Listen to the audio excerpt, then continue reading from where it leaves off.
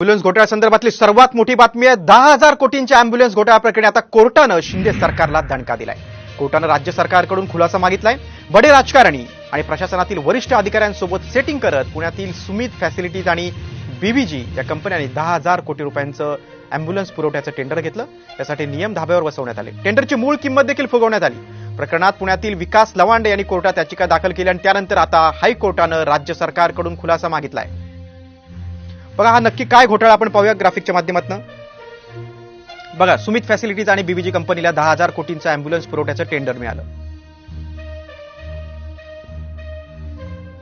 टेंडरचे नियम बदलण्यासाठी आरोग्य खात्याचे कमिशनर धीरज कुमारांवर दबाव टाकण्यात आला. टेंडरची मूळ किंमत दुपटीनं फुगवण्यात आली. सुमित आणि बीबीजी या कंपनीच्या फायद्यासाठी प्री बीड मीटिंग देखील घेतली गेली नाही. टेंडरच्या फाईलमध्ये खाडाखोड करण्यात आली. घोटाळ्यावरून पुण्यातील विकास लवांडे यांनी हायकोर्टात याचिका दाखल केली आणि त्यावरून आता राज्य सरकारकडून कोर्टानं खुलासा मागितला.